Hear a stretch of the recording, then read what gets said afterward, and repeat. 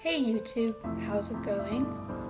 So today I really wanted to do another Kristyasworn video, and I kind of have a few ideas. I kind of want to make a series of different parts of the deck that I would like to talk about, maybe even include some gameplay in some of them, but for now I kind of wanted to do a video explaining some of the common mistakes that people can make with the deck. Now, by all means, it's not a comprehensive list, and they're not ranked in any particular order, but these are just a few things that I've noticed that I've done sometimes, and I've seen some other Kristyasworn players do, maybe people who are just picking up the deck, and I think this kind of thing might be helpful for them. So yeah, let's jump right into it. So the first thing I wanted to bring up is to talk about searching. So whether that's with cards like Gold Sark, which you can see right here, or Chart of the Light Brigade.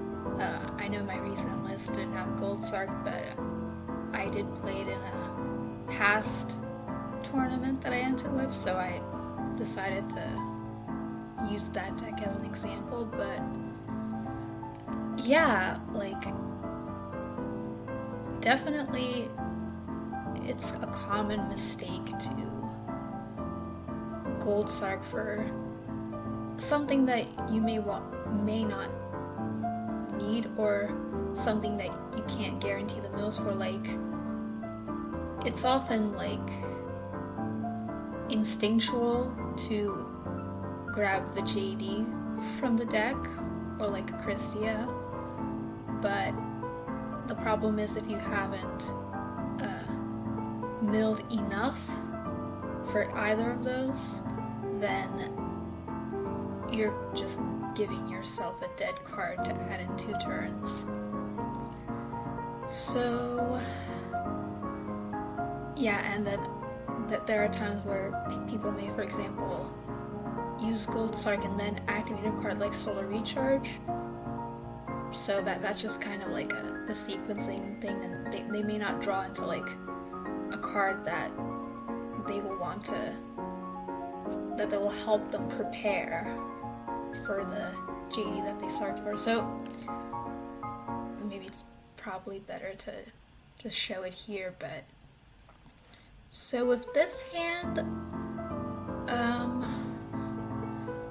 it's kind of a tough decision on what to Gold Sark here for. Like, you have 3 names for the JD, but you also have 3 fairies for Kristya.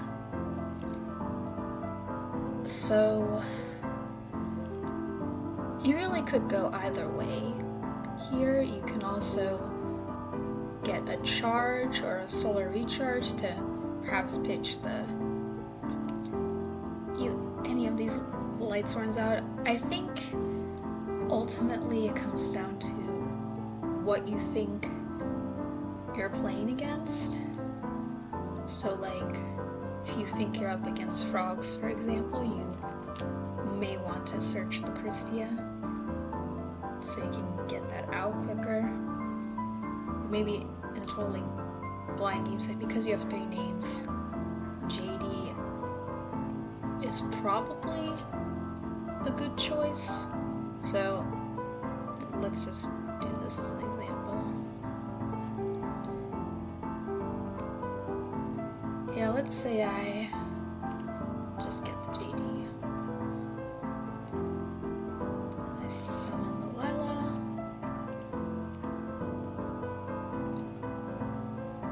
And we mill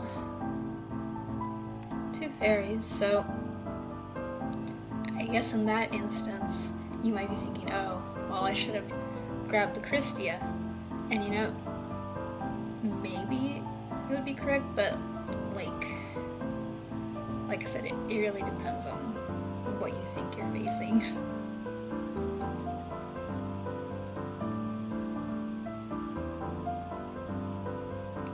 So now we open Hand of Charge. So that's pretty good because I also wanted to show off what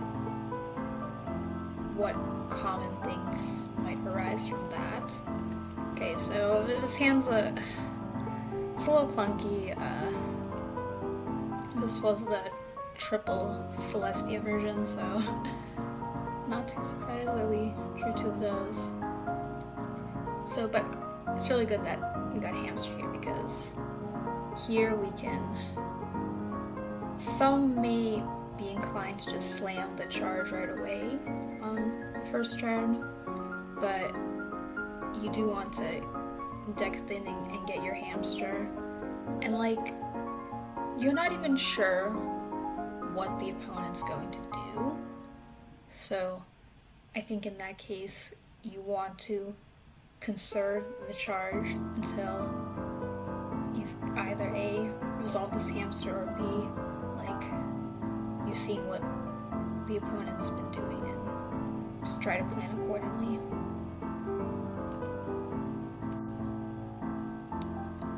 The second common mistake I see from Kristyasworn players has to do with this card, Beckoning Light. So, as you know, like, to discard your entire hand, for each card discarded, you add a light monster from your grave to your hand. Very important for recursion and for OTKs. So, Beckoning Light is, when I talk with other people and ask what they think is the hardest part of the Kristyasworn deck, they mention Beckoning Light as one of the things that is so difficult, just like figuring out what to add, but also knowing when to set it and to activate it. So, and I agree. Like, it's definitely one of your most potent tools in the deck, and yeah, you don't want to set it too early because if you have more cards in hand than you have lights in the grave, then if they like MST it, you won't be able to add anything, so you just lost a recursion for nothing. But at the same time, you don't want to wait to set it, you know, because, well, let's say if you're just holding it in the hand and you're waiting to see what else you would mill before, you're waiting to see if you'd mill a right amount of lights for setting, and then maybe the opponent goes extremely, like, aggressive, like, you know, summons, like, Garment Wing Dad or something, and then all of a sudden you can't add what you need until the following turn because you didn't set the beckoning on that turn, and then you'll just die. So yeah, that's definitely something that you need to think about, because it's not clear cut at all when you're supposed to do this, and sometimes you need to wait and draw like another card in the hand so you can add it back. And then of course there's the whole, you know, counting the names and the fairies, like that can be a little daunting on its own. But I think with time, learning and figuring out when to use the beckonings will become easier. Like, it's really like, it comes down to math sometimes, but yeah, but like usually you want to add like a Lila, of course, to pop any macro, make way for the boss monsters, and it's definitely a lot of calculations. Like, I do a really cool lethal kill here, which is pretty nice, all thanks to beckoning. Yeah, this was a fun one because Electric Virus happens to be a light monster that you can grab back. So yeah, that is definitely one of the hardest things about Kristyasworn, and one of the most common mistakes or a card that causes misplays. Knowing when to use Herald of Orange Light or using it too early or too late is another common mistake that would happen. And yeah, it's pretty clear that Herald is probably the most powerful hand trap in Edison, which isn't saying much considering there are like 3 hand traps legal. But it is very good and very potent and potentially ends the turn for decks like Frogs, and very good against. It's not so good against like decks like Hero Beat or like Blizzard versus Blackwing, where you just have Blizzard to negate, but still very good. But definitely the problem can be is just knowing when to save the Herald or when to just fire it off immediately. So in the first turn of that game 3 I'm just showing you right now, I just negate the Stratos immediately, which some may seem as weird because like, well, it's just Stratos, why do I care about that? It's not a Monarch. But in that case, I had the Arcus on the field, so I wanted to keep my tempo out, and Arcus is obviously very good against Frogs. So if I negate Stratos, the opponent already summoned for the turn, they don't have Tree Burn live at all, so they're immediately on the back foot already. And yeah, this card definitely requires like familiarity with what the other decks do, so I think that's why this deck may be daunting to maybe players newer to the format, because they just aren't sure when is the most appropriate stop and to like make reads on like, okay, well, is that all the opponent's going to do for this turn, or are they going to have something else planned? Yeah, and then of course, you know, Herald beefs up your fairy count, and knowing what fairy to discard with Herald if you have multiples, like maybe you have like an Honest and Celestia, maybe in some cases you want to keep one and not the other, so that could potentially be a mistake that you can make. But if you use it correctly and you bide your time, or you realize what the choke point is for the opponent, it is very difficult for the opponent to play around it, because sometimes unless they have like my body as a shield, there really isn't much they can do to get past the Herald other than just like baiting it out. So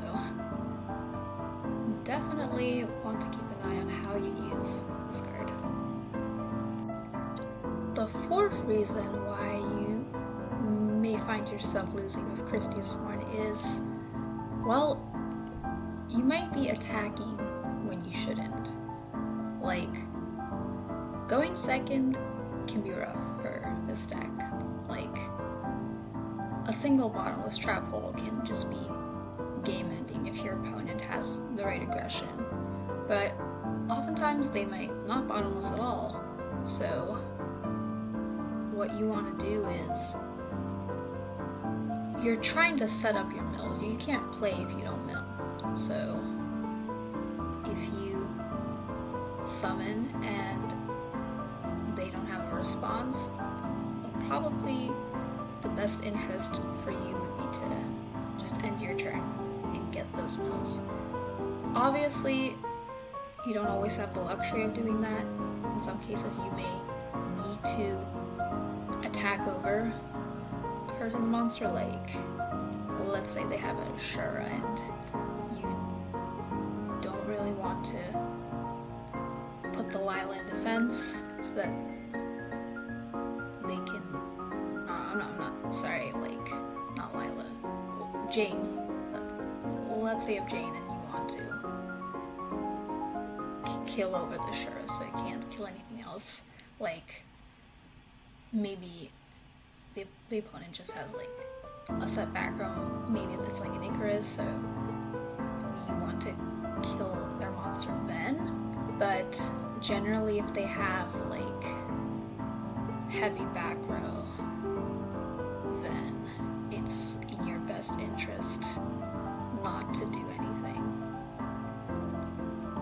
So yeah, that's pretty much what I wanted to say on that. And the last common mistake I want to bring up, this is kind of a more general thing, but siding in general, like I see a lot of questions get asked, and I get some questions asked about how do you side with Kristyasworn, what cards do you take out, and basically, like, here's the thing, you're playing a combo deck, you really can't afford to take out too many cards because your engine is so huge. So definitely a mistake newer players might make is just oversiding on cards that they may not even need. So like, let's say you're thinking about how to side deck against Vayu. You're thinking, oh well, that deck plays a lot of trap cards like Royal Oppression and DDV are kind of annoying, so maybe I want Royal Decree. But then you also have cards like MST, like Mind Control, maybe you want to put a Torrential Tribute, but then you're thinking, oh well, can I really afford to side out so many cards? Like, you really don't want to touch most of your engine. Like, Erin's probably the one you want to side out the most, since she's not too strong against Black Wings and Hero Beat, for example. Maybe like a Raikou, but other than that, it's, you really can't side out too much. But, and this is like a thing that I mentioned in the other mistake. It's really something that you can't completely nail down unless you've played a bunch of games for that. But like, for example, for like Royal Decree is, while they do play trap cards, like the trap cards aren't what you're worried about from Vayu. You're worried about them, you know, dropping Dark Armed, Burial, you know, Caius is also annoying, so in that argument, Decree might be too much of an overside, so that could be, that is one thing to consider. Like, same goes for something like Black Wings, like, so many of these cards are good against Black Wings, but like, how are you going to fit all of them in without, you know, hurting your own deck? And that is also something you have to think about. So, yeah, those are the 5 things I wanted to just bring up. Like, I'm probably missing a ton of things because those are just like the first 5 things that I came across, but if you guys have any other ideas or like common mistakes that one might make when playing Kristyasworn, like, please leave a comment. I definitely do want to make more videos of the deck and just things that you should keep an eye out for, have some more gameplay videos, because I do think those are pretty interesting. So yeah, thank you for watching, and I'll catch you in the next one.